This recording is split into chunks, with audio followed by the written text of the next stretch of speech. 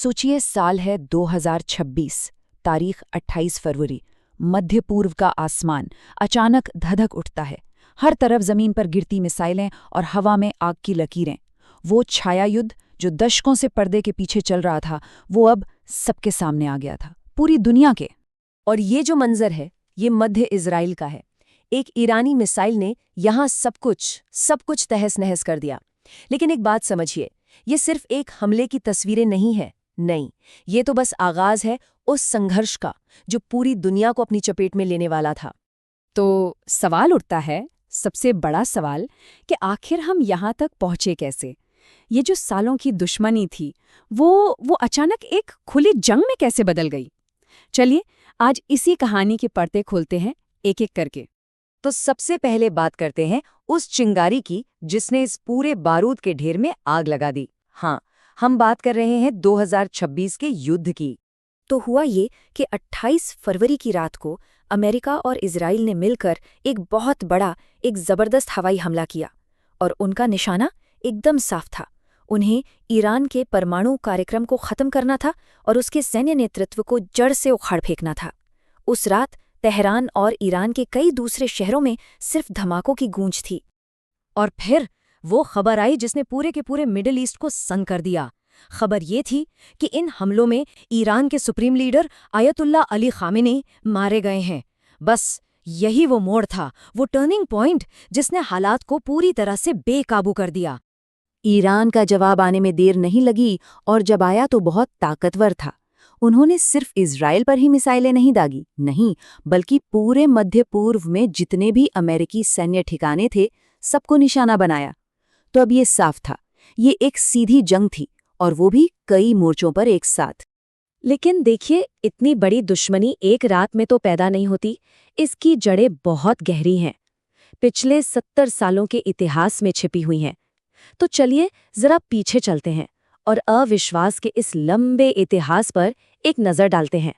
ये कहानी शुरू होती है 1953 से, जब अमेरिका ने ईरान में एक तख्ता पलट करवाया। फिर आया 1979 और इस्लामी क्रांति, जिसने इस रिश्ते को हमेशा के लिए बदल कर रख दिया। हाँ, बीच में परमाणु समझौते जैसी कुछ उम्मीदें जगी थीं, लेकिन वो भी ज्यादा दिन नहीं चली। और फिर कासिम सुलेमानी की हत्या और 2024-25 के सीधे हमले, इन सब ने एक बात तो साफ कर दी थी कि अब टकराव को टाला नहीं जा सकता। अब इस जंग में जो दो ताकतें आमने सामने हैं ना, उनकी लड़ने की फिलॉसफी भी बिल्कुल अलग है। एक तरफ है इजराइल, जो अपनी एडवांस टेक्नोलॉजी, अपने सटीक हमलों मतलब सर्जिकल स्ट्राइक्स पर भरोसा करता है। और दूसरी तरफ है ईरान, जिसकी असली ताकत है उसकी बड़ी सेना और हजारों मिसाइलों का जखीरा। चलिए अब इस कहानी को थोड़ा और बड़ा करते हैं और बात करते हैं वैश्विक अर्थव्यवस्था की, और उसमें भी सबसे जरूरी चीज की, दुनिया के सबसे महत्वपूर्ण ऊर्जा मार्ग की। ये है हॉर्मोज जलडमरू मध्य, फारस की खाड़ी को खुले समंदर से जोड़ने वाला एक संकरा सा पानी का रास्ता। लेकिन इसकी असली अहमियत इसकी लोकेशन नहीं है। असली बात है वो ऊर्जा सप्लाई जो यहाँ से होकर गुजरती है। और इसकी अहमियत समझनी है तो बस एक आंकड़ा सुन लीजिए।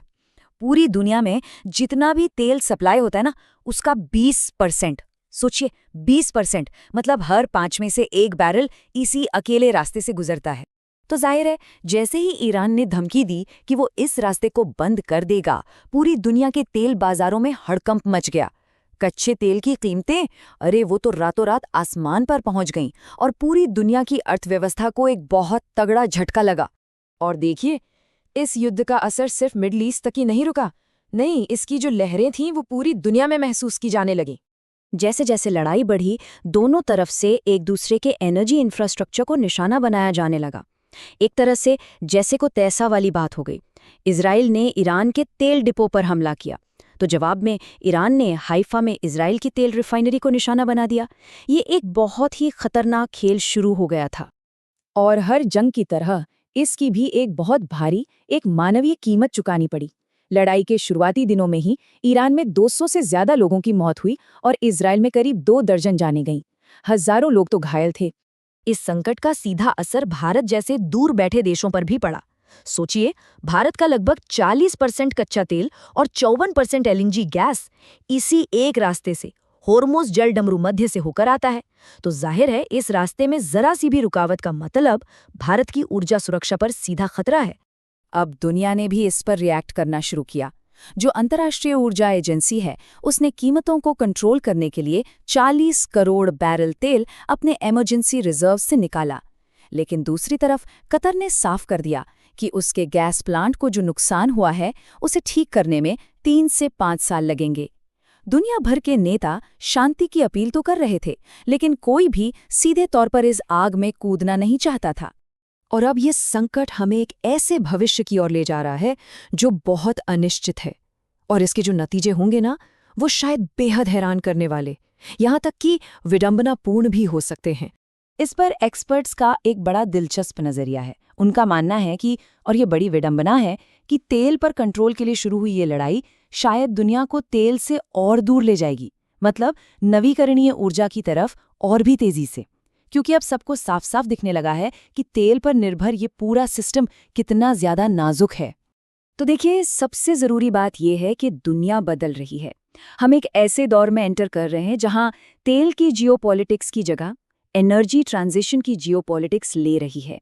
इसका मतलब ये है कि होर्मुज जलडमरू मध्य जैसे जो पारंपरिक रास्ते हैं, वो धीरे धीरे अपना रणनीतिक महत्व खो रहे हैं। और ये पूरी बात हमें एक आखिरी और बहुत गहरे सवाल पर लाकर छोड़ देती है। क्या ये मुमकिन है कि जीवाश्म ईंधन पर कब्जे के लिए शुरू हुई एक जंग का आखिरी नतीजा एक ऐसी दुनिया हो जो इन ईंधनों पर निर्भर ही न रहे? शायद भविष्य की कहानी अभी लिखी जानी बाकी है।